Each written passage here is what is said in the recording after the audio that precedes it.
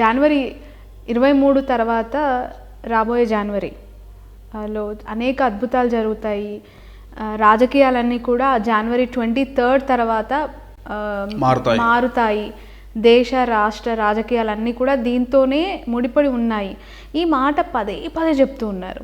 అంతలా ప్రభావితం చూపించే ఆస్కారం ఎందుకుందంటారు? ఆ జనవరి 23 తర్వాత శని మారుతా ఉన్నాడు. 2023లో శని మారుతా ఉన్నాడు. మనకు ఎప్పుడైతే శని 2019లో 20లో మారినాడో ఆ మారినప్పుడు కరోనా వచ్చింది. మళ్ళీ శని వక్రించినప్పుడు కరోనా తగ్గింది. సో షష్టగ్రహ కూటమి అనేది 2019 26వ తారీఖు నాడు ఏర్పడ్డది. 2019 డిసెంబర్ 26 ఎప్పుడైతే షష్టగ్రహ కూటమి ఏర్పడ్డదో ప్రపంచాన్ని సర్వనాశనం చేసేసింది. తర్వాత మళ్ళీ శని మారుతున్నది 2023లో. 23 జనవరిలో మారడంతో మొత్తం రాజకీయాలు మారిపోతాయి. మనకు కుంభంలోకి శని వస్తున్నాడు. కుంభంలోకి వస్తున్నాడు అంటే శని మారగానే, గురువు మారగానే దేశ రాజకీయాల్ని, రాష్ట్ర రాజకీయాల్ని పరిపాలించే వాళ్ళందరూ ఆల్మోస్ట్ ఆల్ ఎఫెక్టెడ్ జాబితాలో ఉన్నటువంటి లీడర్లు. ఎగ్జాంపుల్, నరేంద్ర మోడీ గారిది అర్ధాష్టమ శని స్టార్ట్ అవుతుంది జనవరి 23, 2023 జనవరి నుండి. నెక్స్ట్ మన తెలంగాణ రాష్ట్రాన్ని పాలించే కేసీఆర్ గారిది ఆశ్లేష నక్షత్రం కర్కాటక రాశి. ఆయన జాతకంలో రాహు మహర్దశ వెళ్ళిపోయి గురు మహర్దశ స్టార్ట్ అవుతుంది. ప్లస్ ఆయన జాతకంలో అష్టమ శని స్టార్ట్ అవుతుంది 2023 జనవరి నుండి.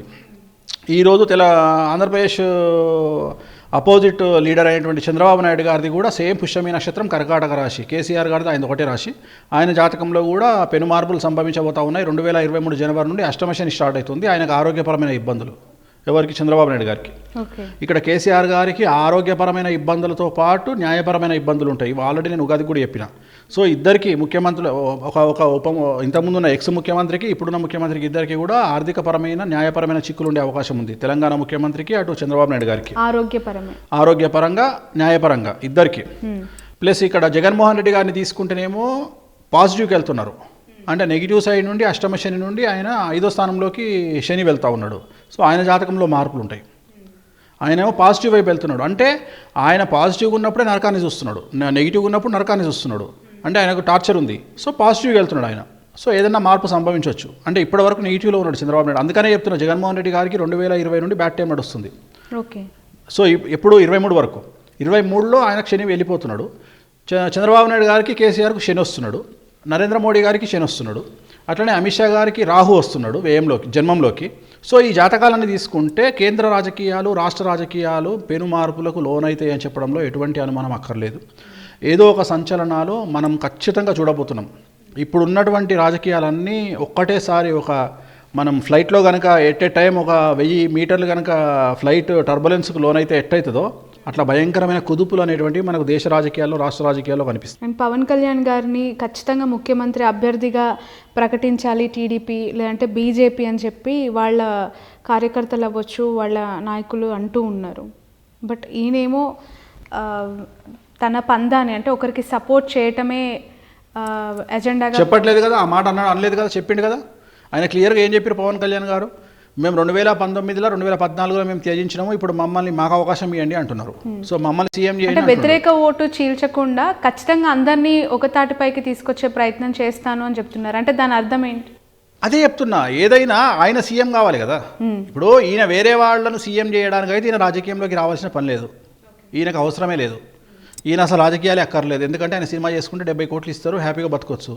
సో ఎంతసేపు వేరే వాళ్ళని సీఎం చేయడానికి ఈయన రాజకీయాల్లోకి వచ్చినా అంటే ఈజ్ ఫెయిల్యూర్ పర్సన్. ఫస్ట్ జనాలు యాక్సెప్ట్ చేయరు. అందుకనే నేను మొన్న అదే ఇంటర్వ్యూలో చెప్పిన ఉగాదిలో, నువ్వు సీఎం అని చెప్పాయా బాబు అంటే ఇప్పుడు అదే చెప్తున్నారు పవన్ కళ్యాణ్ గారు. నేనే సీఎం అంటున్నారు. ఇప్పుడు నేను సీఎం అన్నప్పుడు ఏమవుతుందంటే ఈయనకి ఎవరు సపోర్ట్ చేయాలి? బీజేపీ ప్లస్ టీడీపీ సపోర్ట్ చేయాలి. ఇప్పుడు ఒరిజినల్ పాయింట్ బయటకు వస్తుంది. అసలు నిజంగా సహకరిస్తారా లేదా? పక్కకు జగన్ను దించుతారా, తుంచుతారా, అది వేరే విషయం. బట్ వీళ్ళు ముగ్గురు కలిస్తే సంచలనం నమోదవుతుంది ఆంధ్రాలో. అది కరెక్ట్, సంచలనం నమోదవుతుంది. బీజేపీ, టీడీపీ, పవన్ కళ్యాణ్ కలిస్తే సంచలనం నమోదవుతుంది. కానీ అంత నమ్మకంగా స్టేజ్ మీదకి ఎక్కి పవన్ కళ్యాణ్ చేతి కింద నేను పనిచేస్తా అని బాబు గారు చెప్తారా? లోకేష్ బాబు గారు చెప్తారా?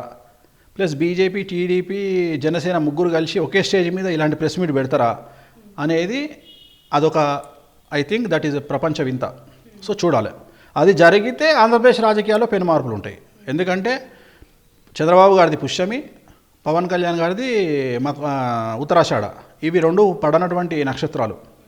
అంటే వీళ్ళు దూరం దూరంగా ఉన్నప్పుడు బాగుంటారు, దగ్గరకు వస్తే కలవరు. సో అందుకని ఒకే స్టేజ్ మీద వీళ్ళు ఎంతవరకు కలుస్తారు అనేది నా ఉద్దేశం. మీరు నిజంగానే చంద్రబాబు నాయుడు గారిని పిలిపియండి, కూర్చోబెట్టి చేద్దాం పూజ. సో మీరు కూడా జగన్మోహన్ రెడ్డి గారి పందాలు కులం చూడం, మతం చూడం, ప్రాంతం చూడం, పార్టీని చూడం అన్నట్టు మీరు కూడా ఎవరిని చూడకుండా యోగం ఉండాలి కదా. ఇప్పుడు అక్కడ యోగం ఉంటే, నేను అనేది ఏంటంటే ఇప్పుడు మన ఒక నన్ను ఇంటర్వ్యూ చేసే ఒక అమ్మాయి నన్ను ఏమన్నదంటే, నాకు టీడీపీ అంటే చాలా ఇష్టం అండి, అంటే పవన్ కళ్యాణ్ అంటే చాలా ఇష్టం అండి, నేను ఎట్లనే చేసి పవన్ కళ్యాణ్ గారు సీఎం కావాలా. లక్ష్మి గారు అని అమెరికాలో ఉంటారు, ఆమెకు విపరీతమైన పిచ్చి పవన్ కళ్యాణ్ అంటే. గురువు గారు మేము 2-3 కోట్లైనా ఖర్చు పెడతాం, మీరు ఎంత పెద్ద యాగం చేస్తారో చేయండి, పవన్ కళ్యాణ్ గారు సీఎం కావాలి అంటే. నేను పూజలు చేయడం తర్వాత అమ్మ నేను చెప్పిన స్టేట్మెంట్ ఇప్పియండి ఫస్ట్ పవన్ కళ్యాణ్ గారితో.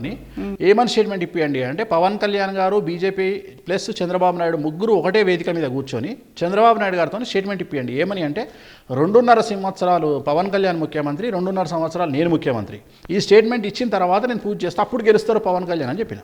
అది సాధ్యం అవుతుందండి నేను చెప్పిన. అట్లా కాకుండా ఇప్పుడు అంతెందుకమ్మా, నేను చిన్న లాజిక్ చెప్తా. నాకు బాగా నచ్చినటువంటి వ్యక్తులు చాలామంది ఉంటారు. నేను మన విజయవాడ పోయినప్పుడు నాకు ఎయిర్పోర్ట్ నుండి కారులో వస్తున్నప్పుడు నన్ను రిసీవ్ చేసుకోవడానికి ఒక వీఐపీ వచ్చిండు. ఆయనకు ఒక తెలుగుదేశం హార్డ్ కోర్ ఫ్యాన్, ఆయన డ్రైవ్ చేస్తూ ఉన్నాడు, హోటల్కి తీసుకొస్తూ ఉన్నాడు. ఏంది పరిస్థితి అన్న, నాశనం అయిపోయింది ఆంధ్రప్రదేశ్ అన్నాడు. ఫస్ట్ పాయింట్, ఆంధ్రప్రదేశ్ సర్వనాశనం అయిపోయింది, ఇంకా నాశనం అయిపోయింది. ఓకే, నాశనం అయిపోయింది, ఈసారి ఎవరు వస్తున్నారు అని అడిగిన. అంటే ఇంకెవరు వస్తారంటే బాబు గారు వస్తారు అన్నాడు. అవునా, ఓకే రైట్. అంటే బాబు గారు సింగిల్గా పోటీ చేసి వస్తారా అన్నాడు. లేదండి పవన్ రావాలి. అవునా, పవన్ వస్తాడా? లేదండి బీజేపీ రావాలా. అంటే బీజేపీ, చంద్రబాబు, పవన్ ముగ్గురు పోటీ చేస్తే టీడీపీ వస్తుంది. మరి నా చిన్న ప్రశ్న అండి, జగన్మోహన్ రెడ్డి లంగా దొంగ లఫంగా అయినప్పుడు మరి డైరెక్ట్గా టీడీపీ రావాలి కదా, మరి ఇంతమంది ఎందుకు కలవాల్సి వస్తుంది అని అడిగిన. దానికి ఆన్సర్ లేదు అంటే ఇప్పుడు అర్థమైంది కదా.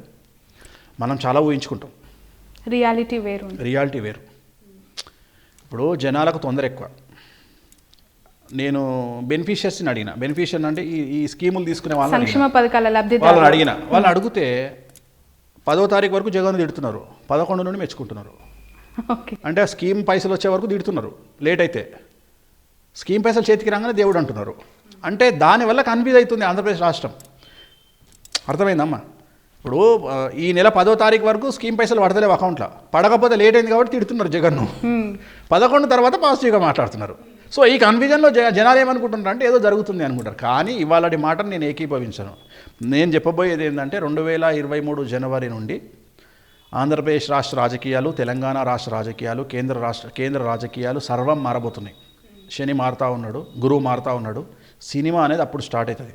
నిజంగా ఆంధ్రప్రదేశ్ కాబోయే ముఖ్యమంత్రి ఎవరో అప్పుడే తేలుతుంది. ఇంకా 2 సంవత్సరాలు ఉంది. ఇప్పుడు నేను సీఎం అని లొల్లి పెట్టడం వల్ల లాభం లేదు. అంటే మరోసారి జగన్ గారికి అవకాశం లేదంటారా? నేను ఆల్రెడీ చెప్పినా కదమ్మా, 2024లో జగనే సీఎం అని. ఓకే, నాకు ఏదైనా డౌట్ ఉంటే 29 మీద, 24 మీద నాకు డౌట్ లేదు. ఖచ్చితంగా మళ్ళీ జగన్మోహన్. నా ఉద్దేశం ప్రకారం అయితే 2020. నేను మాట్లాడేది ఒకటి గుర్తుపెట్టుకో, ఇందాక ఒక మాట అన్నావు, వాళ్ళు ముగ్గురు కలిస్తే. అందుకనే చెప్తున్నా, ఇప్పుడు ఉన్నటువంటి కండిషన్ ప్రకారం పదే అండర్లైన్ చేసుకోవాలి. ఎందుకంటే నన్ను ట్రోల్ చేసే వాళ్ళు ఎక్కువ ఉంటారు. అందుకని మొదలే చెప్తున్నా ఏంటంటే, ఈరోజు ఉన్నటువంటి పరిస్థితి ప్రకారం 2024లో జగన్ వచ్చే అవకాశం ఉంది.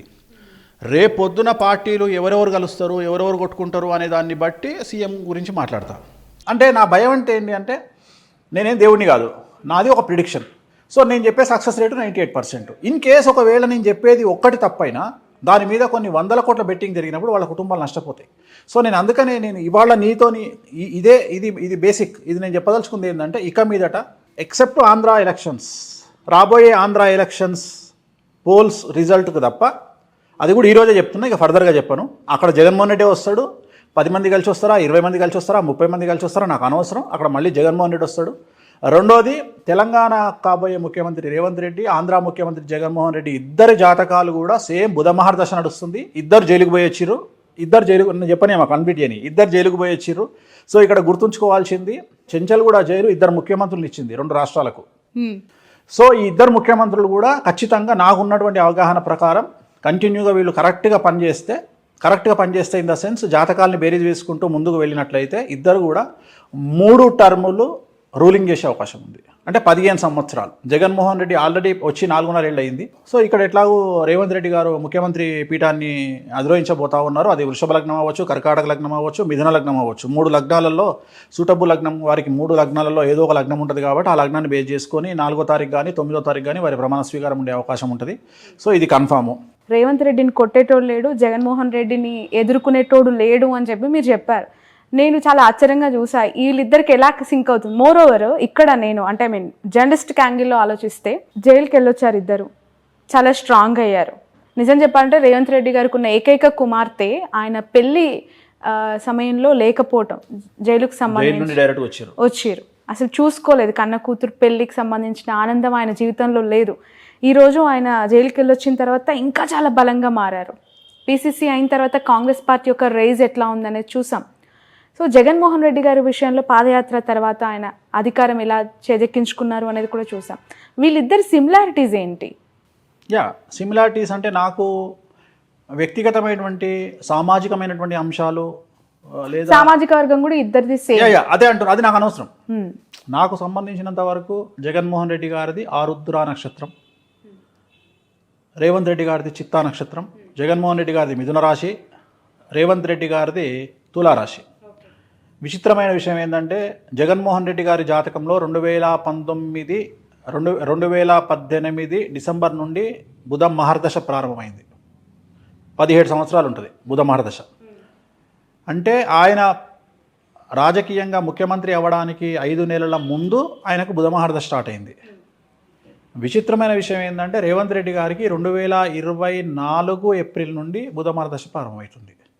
Simple reverse. జగన్మోహన్ రెడ్డి కాకముందే బుధమహర్దశ స్టార్ట్ అయింది. సీఎం కాకముందు 5 నెలల ముందు స్టార్ట్ అయింది. రేవంత్ రెడ్డి గారు సీఎం అయినాక 5 నెలల తర్వాత బుధమహర్దశ స్టార్ట్ అవుతుంది. ఇద్దరి జాతకంలో బుధమహర్దశ నడుస్తుంది. ఇద్దరి జాతకంలో బుధుడు ఉచ్చ. కాకపోతే ఒక చిన్న సమస్య ఉంది రేవంత్ రెడ్డి గారి జాతకంలో. అంటే శని దృష్టి బుధుడి మీద ఉంది. టంగు స్లిప్ అవ్వద్దు రేవంత్ రెడ్డి గారు ఇక మీదట. ఎందుకంటే ఇంతకు ముందు ఏం టంగు స్లిప్ అయినా నడిచింది. ఇక మీదట జాగ్రత్తగా ఉండాలి. రెండోది ఏంటి అంటే జగన్మోహన్ రెడ్డి గారి జాతకంలో రేవంత్ రెడ్డి గారి జాతకంలో ఉన్న చిన్న తేడా ఏంటి అంటే రేవంత్ రెడ్డి గారికి ముఖ్యమంత్రి పదవిలో గండాలు కనిపిస్తున్నాయి, కానీ జగన్మోహన్ రెడ్డి గారికి లేవు. రేవంత్ రెడ్డి గారు నమ్మక ద్రోహానికి గురయ్యే అవకాశం ఉంది ముఖ్యమంత్రి పీఠంలో ఉన్నప్పుడు. లేదా ఒక ప్రత్యేకించి మీడియా సంస్థ ఆయన మీద స్టింగ్ ఆపరేషన్ చేయడం వల్లనో, ఒక వ్యక్తి స్టింగ్ ఆపరేషన్ చేయడం వల్లనో ఆయన తన పదవిని కోల్పోయే అవకాశం ఉంది. అంటే పదవి గండం ఏర్పడే అవకాశం ఉంది రేవంత్ రెడ్డి గారికి. ఎందుకు అంటే రేవంత్ రెడ్డి గారి జాతకంలో శని దృష్టి 5 గ్రహాల మీద ఉంది. సో దాంట్లో ముఖ్యంగా శుక్రుడి మీద ఉంది. రెండోది రేవంత్ రెడ్డి గారి జాతకంలో గురువు 6వ స్థానంలో ఉన్నాడు. సో ఇవన్నిటిని తీసుకుంటే ఏంటి అంటే నమ్మక ద్రోహం ఏర్పడే అవకాశం ఉంటుంది, మధ్యలో పదవీచ్యుతుడయ్యే అవకాశం ఉంటుంది, పదవిని కోల్పోయే అవకాశం ఉంటుంది. ఎందువల్ల అంటే శత్రువుల యొక్క దాడి వల్ల. రేవంత్ రెడ్డి గారికి శత్రువులు ఎక్కువ. సో శత్రువుల మీద విజయాన్ని కనుక రేవంత్ రెడ్డి గారు పెట్టుకోకపోతే చాలా కష్టం. ఖచ్చితంగా శత్రువులను అదుపులో పెట్టుకోవాలి రేవంత్ రెడ్డి గారు. ఎలా తెలుస్తుంది అంటే శత్రువులని వాళ్ళు చేసే స్కెచెస్ కానీ జాతకం చూస్తే తెలుసుకుంటాం కదా. రోజు జాతకంలో మనకు అర్థమైపోతుంది. ఇప్పుడు కేసీఆర్ గారికి చంద్రమంగళ యోగం ఉంది. 2014 వరకు కేసీఆర్ గారికి శత్రువుల్లో బెడలు ఉండేది. సీఎం అయిన తర్వాత హీఈస్ అన్స్టాపబుల్. 10 ఏళ్ళు ఇరగదీశారు, దశాచిత్రం అయిపోయింది. 10 ఏళ్ళు అసలు ఆయన గురించి కేసీఆర్ గారు జగన్మోహన్ రెడ్డి గారు ఇద్దరు కూర్చొని తెలంగాణలో ఒకటే కుర్చీలో పక్కపక్క కుర్చీలో కూర్చొని బండబూతు తిడితే తెలంగాణ పత్రికలలో తెలంగాణ మీడియాలో కేసీఆర్ గారు రామా అన్నారు అని వస్తుంది, జగన్మోహన్ రెడ్డి గారు బూతు మాట్లాడారని వస్తుంది. ఇంతకంటే ఒక అచీవ్మెంట్ ఏం కావాలి సీఎంకు? గీత గీస్తే దాటలే. గీత కనీసం రేపు పొద్దున ఆయన సీఎం పదవి పోతుందని రాయడానికి కూడా బిజినెస్ మ్యాన్ సీట్ మందు చూడాల్సిన పరిస్థితి వచ్చింది. మీడియా ఎగ్జిట్ పోల్స్ కూడా ఇంక్లూడింగ్ ఎగ్జిట్ పోల్స్ కూడా 2వ తారీఖు నాడు చెప్పడానికి కూడా భయపడ్డాయి. ఎందుకంటే పుసుకున్న 3వ తారీఖు నాడు మళ్ళీ సీఎం అయితే దుకాణం మళ్ళీ మన పరిస్థితి ఏంది? ఎందుకు గురించి చాలా ఎగ్జిట్ పోల్స్ ప్రీ పోల్స్ అందులో కూడా భయపడ్డారు. చూపించిన దాన్ని ఫుల్ ప్లేజ్లో మీడియా చూపించలేదని చెప్తున్నా. ఎగ్జిట్ పోల్ అనేది మీడియా కాదు కదా. నువ్వు ఎగ్జిట్ పోల్ చేసి పేపర్ మీడియాకి ఇస్తావు, ఆ పేపర్ ఆ పేపర్ టీవీలో చూపించాలి. చూపించే టీవీ వాళ్ళు భయపడ్డారని చెప్తున్నా. ఓకే, ఆ విషయంలో జగన్మోహన్ రెడ్డి గారు కేసీఆర్ని చూసి నేర్చుకోవాలి. చాలా నేర్చుకోవాలి. మొదటి నుండి నేను అదే మొత్తుకుంటున్నా, కానీ ఆయన పట్టించుకోడు కదా. ఆయన కనీసం ఆయన సొంత ఛానల్ కూడా సరిగేయరు.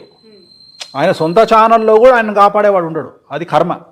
నేను అదే చెప్తున్నా, ఆ పరిస్థితి ఇక్కడ రావద్దని చెప్తున్నా. ఎందుకు గురుజీ, ఆయనకు కూడా ఒక పత్రిక ఉంది, ఆయన అదే చెప్తున్నా, సొంత ఛానల్ అని అంత పట్టించుకో, వాళ్ళు ఏర్ సరిగా. ఓకే, పొద్దు నుంచి నైట్ వరకు అలా ఆ సంస్థలో ఆయన వార్తలు, ఆయన చేసే పథకాలు చేసినా దాని వాడకం ఉంటుందమ్మా.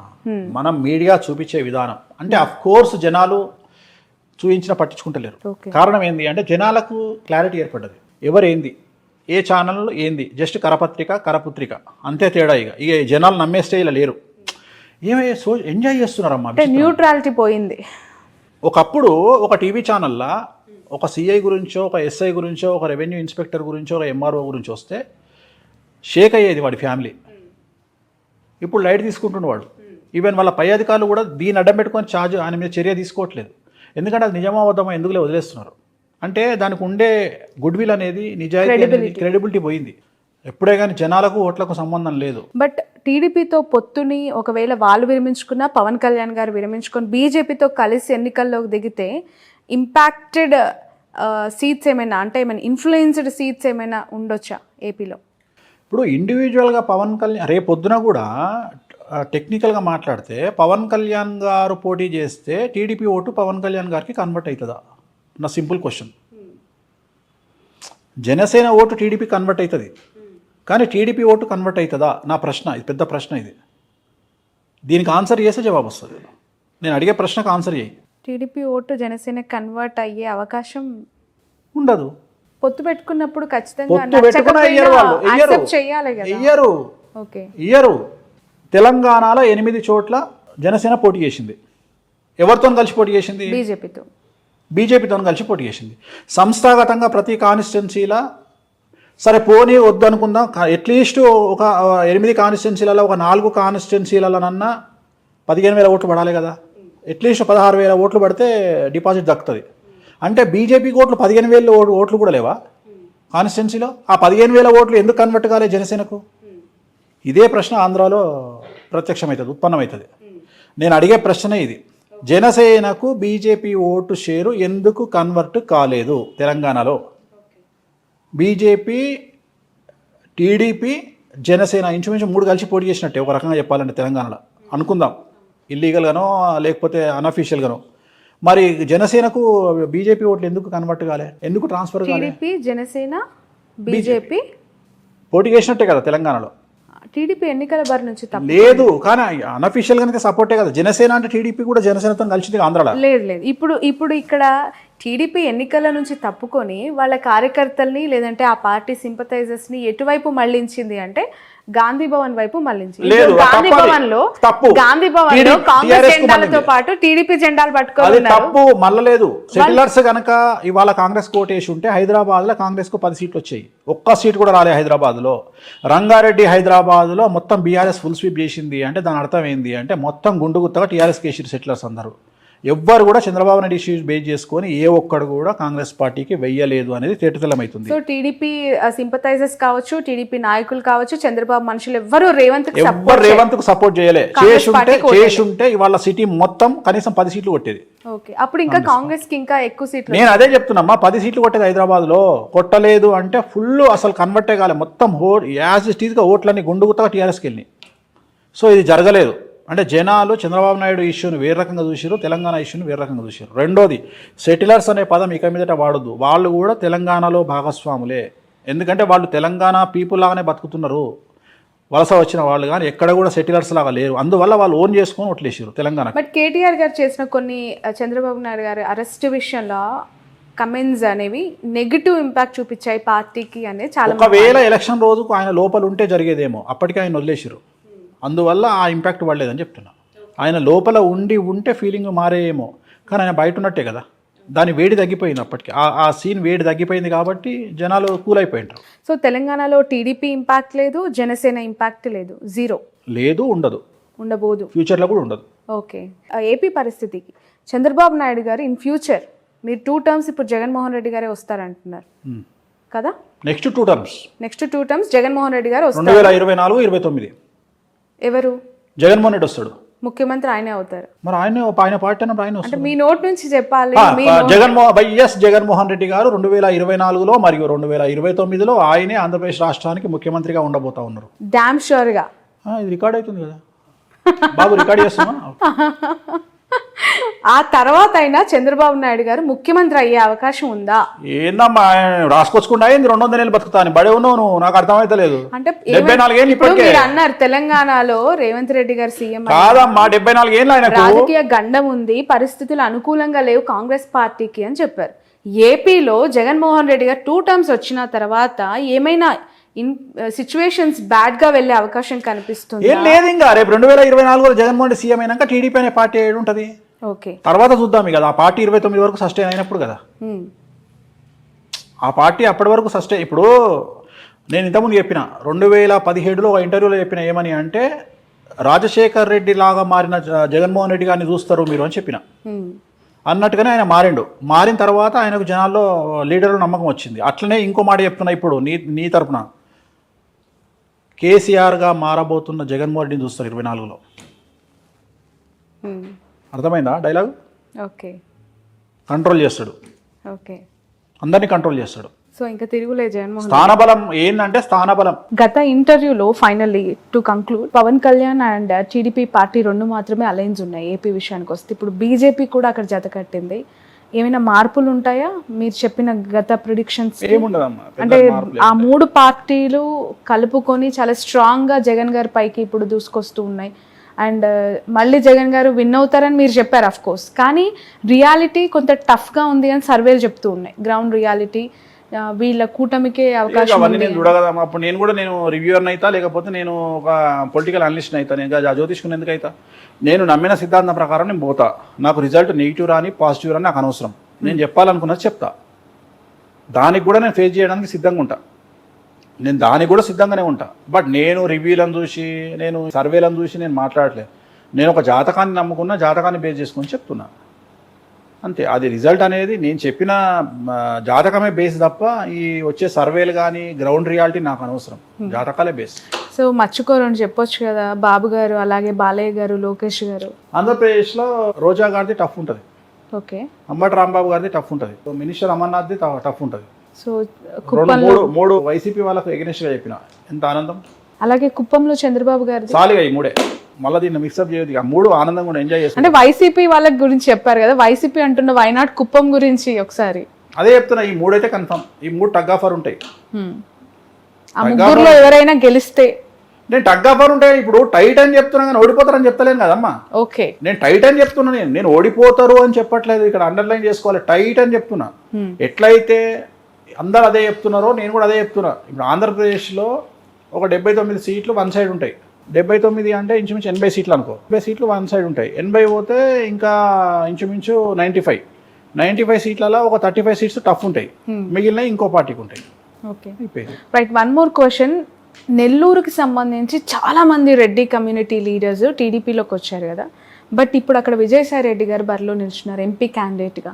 ఎలా అనిపిస్తుంది? నిన్న జగన్మోహన్ రెడ్డి గారు చాలా ప్రత్యేకంగా అక్కడ ఒక డే అంతా కేటాయించారు. డే లాంగ్ అక్కడే ఉండి ఆ లీడర్స్తో ఎమర్జ్ అయ్యి మీటింగ్స్ కూడా కండక్ట్ చేశారు. ఆ జిల్లా ప్రభావం విజయసాయి రెడ్డి గారి ఒక 10% ఎడ్జ్ ఉంటుంది విజయసాయి రెడ్డి గారికి. ఓకే, వేమిరెడ్డి ప్రభాకర్ రెడ్డి గారి మీద కంపేర్ చేస్తే ఆయన అనుకుంటా కదా. అవును, వేమిరెడ్డి గారు ఆయన రీసెంట్గా వైసీపీ నుంచి జాతకాన్ని బట్టి మాట్లాడుతున్నా, అందుకనే పేరు మాట్లాడినా. ఆయన జాతకం తెలుసు కాబట్టి, 2 జాతకాలు తెలుసు కాబట్టి ఒక 10% ఎడ్జ్ ఉంటుంది విజయసాయి రెడ్డి గారికి. విజయసాయి రెడ్డికి ఎడ్జ్ ఉంటుంది. సరే, కానీ జగన్ గారు గెలుస్తారా, ఓకే, చంద్రబాబు గారు గెలుస్తారా? అందరికి మరొకసారి ఎన్ని సీట్లు వస్తాయి? అది కాదు, వేణుస్వామి గారు, క్యూబ్ టీవీ ప్రేక్షకులకు అందరికీ కూడా క్రోధినామ సంవత్సర శుభాకాంక్షలు.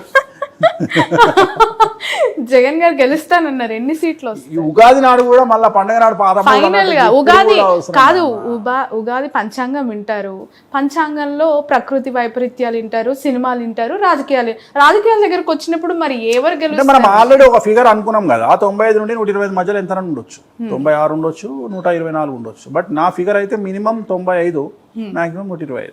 బట్ మీరు ఆన్ రికార్డ్ చెప్పారు లాస్ట్ ఇంటర్వ్యూలో, ఎలక్షన్ అయినాక జగన్ గారు గెలుస్తారు అండ్ గెలిచిన తర్వాత మళ్ళీ ఇంటర్వ్యూ చేద్దాము అని చెప్పి. బట్ ఇందాక మీరు అన్నారు మేలో మళ్ళీ జాతకం మారుతుంది అని చెప్పి. మిథున రాశిది జగన్మోహన్ రెడ్డిది చాలా మంది దీన్ని ట్రోల్ చేస్తున్నారు యూట్యూబ్లో కానీ ట్విట్టర్లో కానీ. నేను అన్న విషయం ఏంటంటే, మిథున రాశి జగన్మోహన్ రెడ్డి గారిది ఎలక్షన్ అయిన తర్వాత ఆయన నెగిటివ్ రిజల్ట్స్ ఉంటాయి. అంటే గెలుస్తాడు తర్వాత గెలిచినాకనే అదే తర్వాత ఎలక్షన్ నేనంటే రిజల్ట్ తర్వాత మాట్లాడుతున్నాను. సో గురువు ఏంలోకి వస్తున్నాడు కాబట్టి అప్పుడు ఏమేమి సమస్యలు ఉంటాయి అంటే ఒక్కొక్క గ్రహం కొన్ని సమస్యలు ఇస్తుంది. సో గురు గ్రహం ఏమేమి ఇస్తుంది, మళ్ళీ పోలీస్ కేసులు అంటారా, కోర్టు కేసులు అంటారా, మళ్ళీ సిబిఐ కేసులు తిరగదొడతారా, మళ్ళీ ఏం చేయాలి అప్పుడు మాట్లాడుకుందాం. మళ్ళీ మనం క్లియర్గా మాట్లాడుకుందాం, చాలా మంది గురించి మాట్లాడుకుంటాం కాబట్టి అప్పుడు నేను ఇచ్చే కొద్దిగా సంచలనాత్మకమైన